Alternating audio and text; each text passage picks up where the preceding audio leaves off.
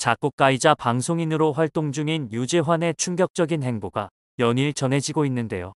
작곡비 사기, 의혹에 휩싸인 가운데 축가 사기, 크레딧 강탈 피해자까지 등장해 충격을 주고 있습니다.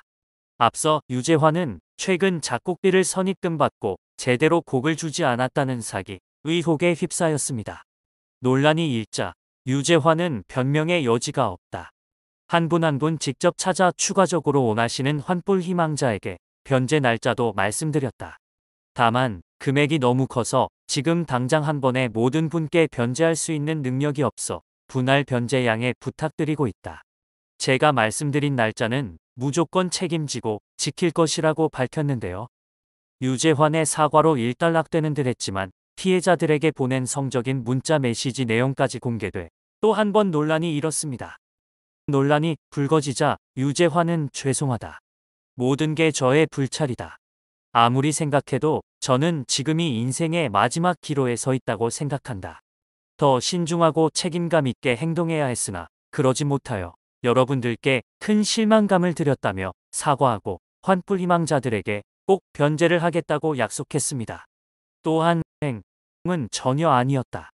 일단 일부 카톡 캡처와 제보들로 지난 저의 부적절한 언행과 행동을 되돌아보며 진심으로 깊게 반성하고 후회하고 있다. 이복동생 거짓 언급도 죄송하다.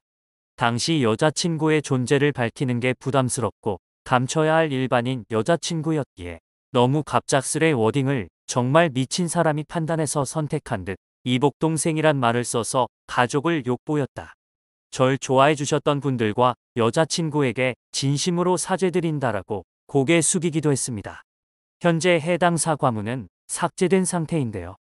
그리고 지난 7일 한 매체는 유재환이 자립준비 청년들을 상대로 작곡비 사기를 쳤다고 보도했습니다. 자립준비 청년은 보호시설에서 생활하다 만 18세가 되면서 시설을 나와 홀로 서기를 해야 하는 청년들을 말하는데요. 자립준비 청년 4명은 정부 지원을 받아 문화소외계층을 응원하는 음원 발매 프로젝트를 기획했습니다.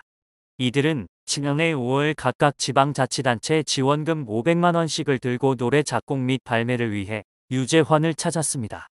이 중 A씨는 노래 3곡에 대한 작곡비와 쇼케이스 장소 대관비로 800만 원가량을 유재환에게 송금했으나 곡을 제대로 받지 못했다고 주장했습니다. 매체가 공개한 A씨와 유재환의 카카오톡 메시지를 보면 유재환이 어머니가 아프셔서 이제 연락한다. 이틀 동안 너무 아팠다 등 이유를 들며 A씨에게 곡을 주지 않은 정황이 담겨 있었는데요. A씨는 우여곡절 끝에 3곡을 받긴 했으나 그중 2곡은 1절만 있는 상태였다고 합니다. 겨우 녹음을 마친 한 곡마저도 약속했던 음원 발매, 등록, 유통은 이뤄지지 않았다는 게 A씨 주장인데요. 또 유재환은 쇼케이스 장소 대관료 명목으로 175만 원을 받고서도 제대로 대관을 진행하지 않았다고 하죠. 그는 A씨에게 자신의 작업실에서 쇼케이스를 하자고 제안했는데 이 건물 2층에서 바라본 전망은 숙박업소 뷰였습니다.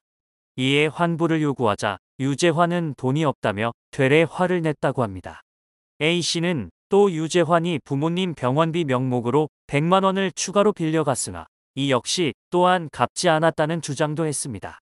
결국 A씨 등 자립준비 청년들은 추가 비용을 들여 다른 곳에서 쇼케이스를 진행했는데요. 유재환은 아직도 A씨 등에게 환불해주지 않은 상태입니다. 여기에 유재환 사기 피해자이자 기획사 대표인 핸도의 인터뷰까지 공개되며 더욱 논란이 커지고 있는데요. 핸도는 유튜브와 엔터 기획사를 운영하고 있는 사람이고 유재환에게 130만 원의 피해를 입은 피해자이기도 하다. 현재 피해자 단톡방에는 90여 명이 모여 있고 단톡방에 안 계신 분들이 더 있다. 모두 합치면 100명 되는 더 넘어가지 않을까 싶다. 유재환이 작곡 한 곡당 130만 원을 받았다. 2곡을 하고 싶으면 얼마 추가, 미니 앨범이나 정규 앨범이면 또 얼마 추가를 했다. 또 레슨 받을 사람을 모집하기도 했기 때문에 피해 금액은 억대가 넘어가는 것으로 보인다. 1,000만 원이 넘는 피해를 입은 분도 있다고 말했습니다. 이어 환불 약속 후 어느 정도로 환불이 됐느냐는 질문에 저 같은 경우는 5월 20일부터 분할 변제를 해주겠다고 했다. 7월 31일에 45만 원, 나머지를 8월에 준다고 했다. 유재환은 저와 나눈 카톡에 자신이 금치산자라고 언급했고 다른 분과의 대화에서 파산 신청을 언급했다. 세 차례로 나눠 갚는다고 하고 중간에 파산 신청하면 탕감 받으려는 생각이 아닐까 싶다. 유재환이 꺼낸 금치산자와 파산 신청 발언은 무의식적으로 한 말이기에 거짓말이지 않을 것이라고 했습니다. 또 제가 마지막으로 대화한 5월 4일 유재환의 태도는 오히려 피해자들에게 고소하겠다고 했다. 제가 유재환의 신경을 건드리기는 했다. 1일에 유재환이 사과문을 작성해서 올렸는데 한 분 한 분 사과하고 변제 약속을 드렸다는 내용이 있다. 유재환은 먼저 연락할 사람이 아니다. 두 번, 세 번 피해자가 독촉 문자를 보내야 카톡이 겨우 온다. 그마저도 복분 내용이 온다. 그마저도 못 받은 피해자가 상당수라고 했습니다. 헨도는 제가 유재환의 사과문을 확인하고 제 인스타와 유튜브를 통해서 고발하겠다 의미로 선전포고 글을 올렸다. 거짓으로 사과문을 올린 것을 해명하고 피해자를 당신을 만나기 전으로 돌려달라 올렸다. 그랬더니 자신에게 대응하려는 피해자들에게 고소하겠다고 했다고 설명했는데요. 사과문을 올리고 반성하는 모습을 보였던 유재환이 피해자들에게 오히려 고소 대응을 한 것입니다. 또한 유재환이 결혼식 축가와 사회 관련해서도 돈을 받고 사기를 쳤다는 제보도 전해졌습니다. 유재환은 자신의 SNS에 축가를 해주겠다는 내용을 올린 적이 있고 예비 신랑 신부가 연락하니 축가와 사회 세트로 해주겠다며 80만 원을 요구했다고 합니다. 결혼식 당일 신랑 신부는 당황스러운 상황에 닥치는데요. 유재환이 결혼식 당일 연락이 끊긴 것입니다. 신랑이 예식 10분 전에 지인에게 부탁해 겨우 사회자를 섭외했고 후에 평생에 한 번뿐인 결혼식을 망쳤다고 독촉하니 환불받고 급작스럽게 섭외한 비용 50만 원을 보상받았다고 합니다. 또 작곡 크레딧을 강탈당한 사기 혐의도 공개됐는데요.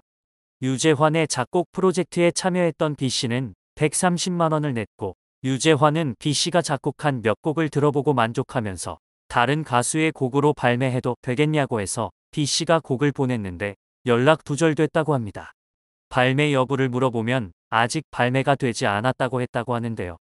하지만 나중에 유재환의 작곡 크레딧을 하나하나 살펴보니 자신의 곡이 다른 가수의 이름으로 발매가 됐고 유재환 단독으로 크레딧에 이름이 올라가 있었다고 하죠. B씨는 130만 원의 작곡비를 날리고 작곡 크레딧까지 강탈당한 것입니다. 그리고 연이어 폭로가 이어지던 가운데 8일에는 유재환의 음원 돌려막기 정황까지 보도됐는데요. 이에 따르면 유재환은 2022년 SNS를 통해 곡비 없이 진행비만 받고 작곡을 해주겠다는 홍보를 했습니다. C씨는 유재환의 개인 계좌로 130만 원을 송금했고 직접 쓴 가사 3개도 함께 보냈습니다.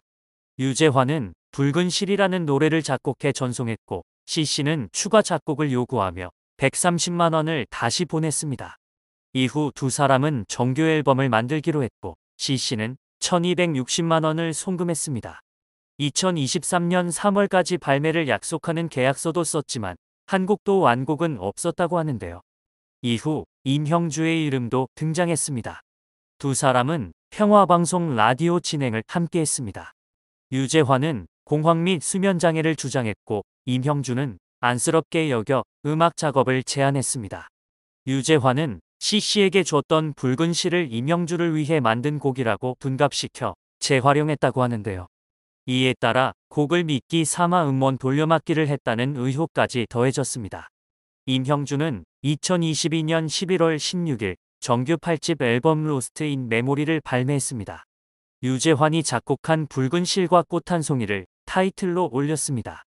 나머지 반주곡 3곡도 실었고 유재환이 받은 돈은 870만 원이었습니다. 임형주는 유재환이 5곡 견적서를 보내왔다. 1100만 원을 요구했다. 하지만 완성곡은 2곡뿐이었다. 전부 지급할 수 없었다고 전했습니다.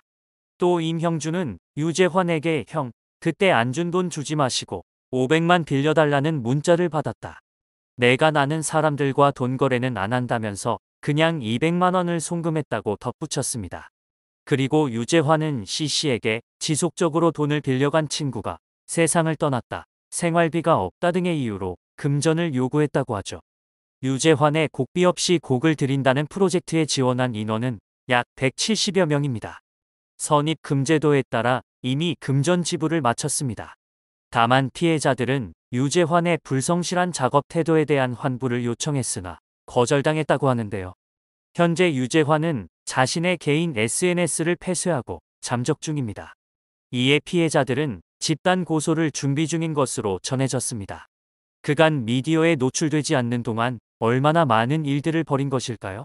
피해자들에게 제대로 된 배상을 하고 다시는 같은 일이 반복되지 않길 바라겠습니다.